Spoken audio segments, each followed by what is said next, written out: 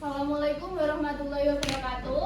Waalaikumsalam warahmatullahi wabarakatuh. Selamat siang semuanya. Kami dari kelompok 4. Di sini kami akan mempresentasikan mengenai tugas pemasaran digital dengan judul Analisis Marketing Productivity Metric, yaitu par dan bar pada brand Merce di TikTok Shop. Sebelumnya, perkenalkan terlebih dahulu, perkenalkan nama saya Wulan Saifri. Saya Siti Sulianti, saya Sintia Maisari, Saya Fetiliani. Kemudian kami akan ke materi yang pertama, yaitu mengenai latar belakang.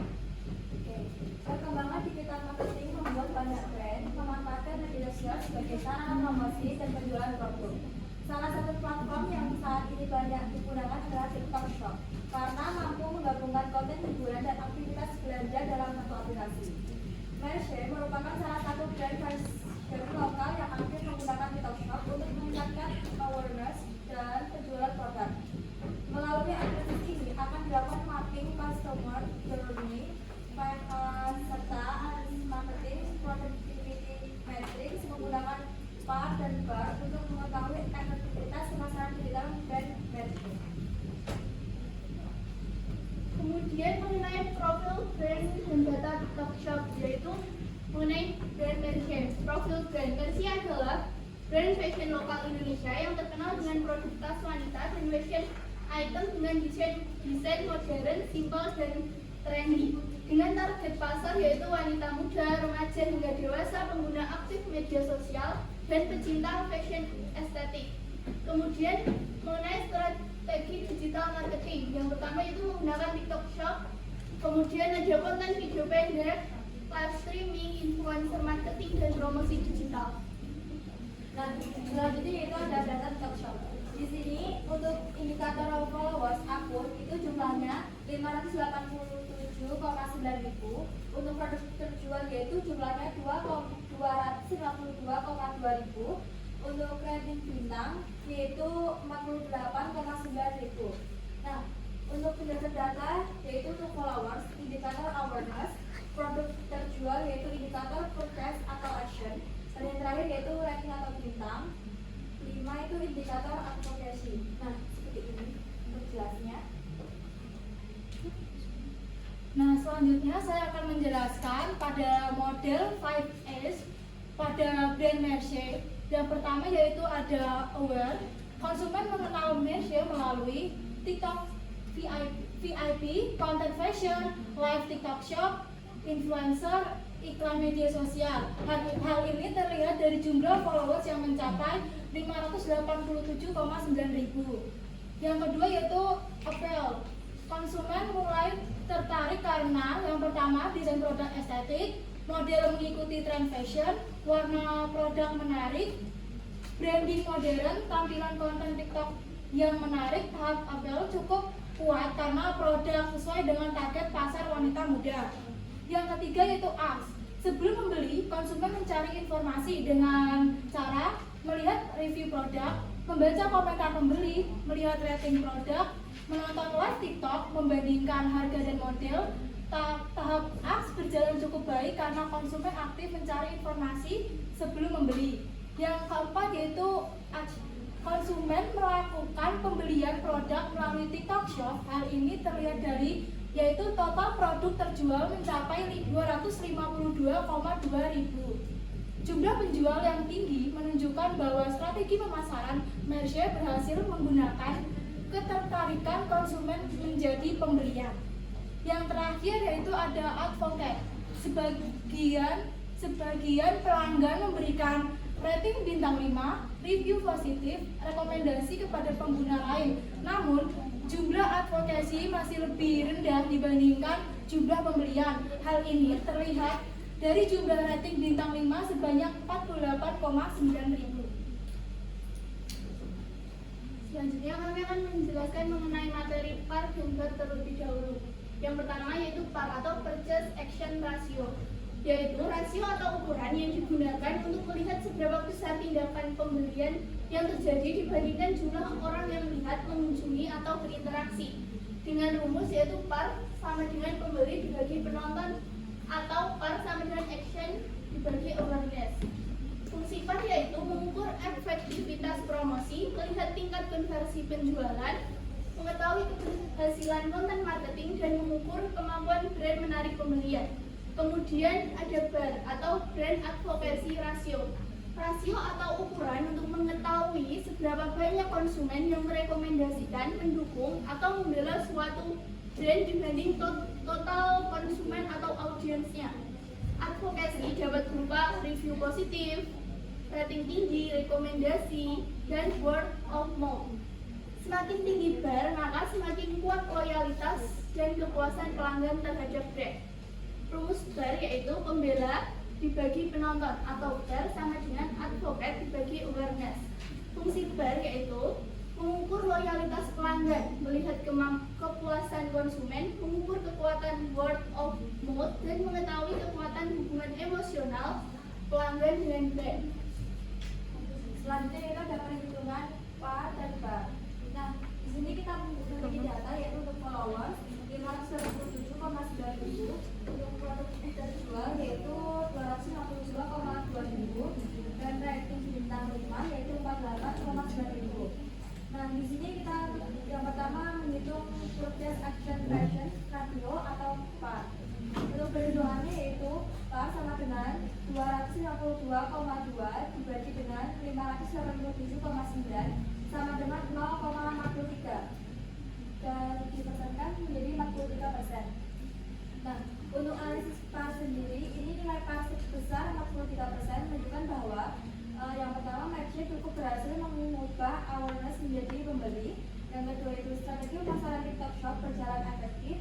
Yang ketiga itu konten dan promosi mampu menarik konsumen untuk membeli produk. Dan yang terakhir yaitu tingkat konversi pembelian tergolong baik. Nah, yang kedua yaitu menghitung brand advocacy ratio atau BAR. Untuk perhitungannya yaitu BAR sama dengan 48,9 dibagi dengan 587,9 sama dengan 0,083 sama dengan 8,3%. Untuk analisisnya yaitu nilai BAR sebesar 8,3% menunjukkan bahwa advokasi pelanggan masih rendah, tidak semua pelanggan memberikan review atau rekomendasi, loyalitas pelanggan masih perlu ditingkatkan, dan yang terakhir pelanggan belum secara aktif melakukan advokasi seperti memberikan review atau rekomendasi produk. Selanjutnya ada identifikasi bottleneck. Bottleneck customer journey. Bottleneck utama pada brand Mercy adalah low affinity. Low affinity terjadi ketika pelanggan sudah membeli produk tetapi belum cukup loyal atau terkait dengan brand untuk memberikan rekomendasi kepada orang lain. Hal ini terlihat dari jumlah pembelian tinggi namun advokasi masih rendah. Dampaknya, loyalitas pelanggan belum maksimal, word of mouth kurang optimal, engagement pelanggan masih dapat ditingkatkan. Selanjutnya yaitu marketing intervention. Yang pertama, program reward review, memberikan voucher, diskon, atau poin kepada pelanggan yang memberikan review. Program ini bertujuan untuk meningkatkan jumlah review dan rating positif dari pelanggan. Saat ini banyak pelanggan membeli produk tetapi tidak memberikan feedback. Dengan adanya reward seperti voucher atau poin, pelanggan akan lebih termotivasi untuk memberikan ulasan. Hal ini dapat meningkatkan nilai advokasi karena review positif dapat mempengaruhi calon pembeli lain. Selanjutnya yaitu user generate content campaigns, mengadakan challenge TikTok menggunakan produk Mercy. Strategi ini dilakukan dengan mengajak pelanggan membuat konten menggunakan produk Mercy, misalnya OOTD challenge atau video styling tas Mercy. Selain meningkatkan engagement, strategi ini juga membantu promosi secara organik karena konten dibuat langsung oleh pelanggan. Semakin banyak pelanggan yang membagikan pengalaman mereka, maka awareness dan kepercayaan terhadap brand juga akan meningkat. Selanjutnya, loyalty program, membuat sistem membership atau poin pelanggan. Loyalty program bertujuan mempertahankan pelanggan agar melakukan pembelian ulang. Misalnya, setiap pembelian pelanggan mendapatkan poin yang dapat ditukar dengan diskon atau hadiah. Strategi ini dapat meningkatkan hubungan jangka panjang antar pelanggan dan brand sehingga pelanggan menjadi lebih loyal kepada brand Mercy. Selanjutnya yaitu follow up customer, mengirim pesan setelah pembelian untuk meminta feedback pelanggan. Follow up dilakukan untuk menjaga komunikasi dengan pelanggan setelah transaksi selesai. Contohnya dengan mengirimkan ucapan terima kasih, meminta review, atau menanyakan kepuasan pelanggan terhadap produk. Cara ini membuat pelanggan merasa lebih diperhatikan sehingga peluang memberikan review positif dan melakukan repeat order menjadi lebih besar. Yang terakhir yaitu interaktif content, meningkatkan engagement melalui live TikTok dan konten interaktif. Konten interaktif seperti live shopping, polling, Q&A, atau mix and match produk dapat membuat pelanggan lebih aktif berinteraksi dengan brand. Selain meningkatkan engagement, live TikTok juga membantu calon pembeli melihat produk secara lebih jelas sehingga meningkatkan kepercayaan pelanggan sebelum membeli. Selanjutnya kesimpulan. 1. Mercy memiliki awareness yang tinggi di TikTok Shop. 2. Mapping 5As menunjukkan tahap awareness hingga AID berjalan dengan baik. 3. Nilai PAR sebesar 43% menunjukkan tingkat konversi pembelian cukup tinggi. 4. Nilai BAR sebesar 8,3% menunjukkan advokasi pelanggan masih rendah. Bottleneck utama terdapat pada tahap low affinity. 6. Brand perlu meningkatkan loyalitas dengan engagement pelanggan agar advokasi meningkat. Sekian yang dapat kami sampaikan. Sebelum kami menutup presentasi hari ini, kami menyediakan satu untuk yang bertanya. Silakan untuk kelompok yang ingin bertanya. Perkenalkan, nama saya Kalika Atta, perwakilan dari kelompok 5.